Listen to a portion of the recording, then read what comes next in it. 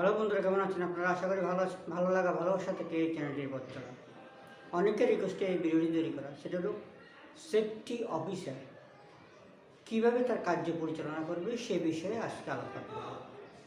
একজন safety officer যখনই যে প্রতিষ্ঠানে সে নিয়োগ পাক না কেন, সেই প্রতিষ্ঠানে কী কী ধরনের সেফটি আছে, কী কী ধরনের সেফটি ইকুইপমেন্ট ইউজ করছে এবং কোনো নতুন ধরনের সেফটি ইকুইপমেন্ট সংযোজন করবে কিনা তা একটা সার্ভে করে নেওয়া।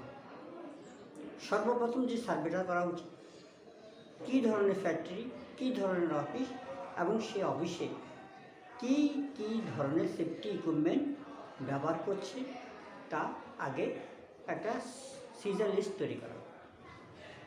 সেই সিজার লিস্টের সাথে কোনো কিছু যদি সংযোজন করতে হয়, কোনো ইকুইপমেন্টে যদি ঘাটতি থাকে, সেটা অবশ্যই ঊর্ধ্বতন কর্তৃপক্ষকে জানানো।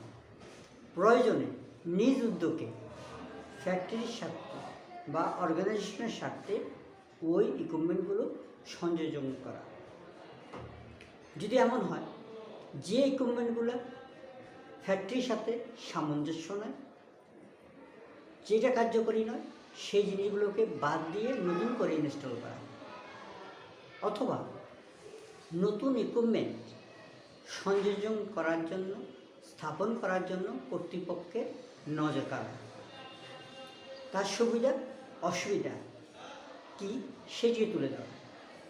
শুধু সেফটি অফিসার বলে হবে না, সেফটি অফিসারের মূল বিষয় হলো তার যে টুলস, তার যে বাহিনী রয়ে গেছে, সে বাহিনীকে কীভাবে অতি অল্প সময় কার্যকরী পদক্ষেপগুলো নেবে সেটি বলিয়ান করা।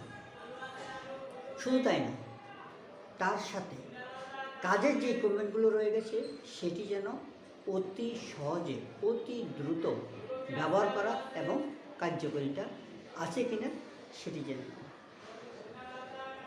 সর্বোপরি একটি ফ্যাক্টরিতে বা একটি অফিসে অগ্নি নির্বাপন যে যন্ত্রগুলো রয়ে গেছে, সেফটি ইকুইপমেন্টগুলো রয়ে গেছে, সেটি বর্তমানের সাথে সামঞ্জস্য আছে কিনা, বা বর্তমানে যে ধরনের লেটেস্ট ইকুইপমেন্টগুলো রয়ে গেছে সেটির সাথে মিল আছে কিনা, বা আরও কীভাবে ডেভেলপ করা যায়, আরও কীভাবে বলিয়ান করা যায়, সেটি অবশ্যই একটি সেফটি অফিসারের জানা দরকার।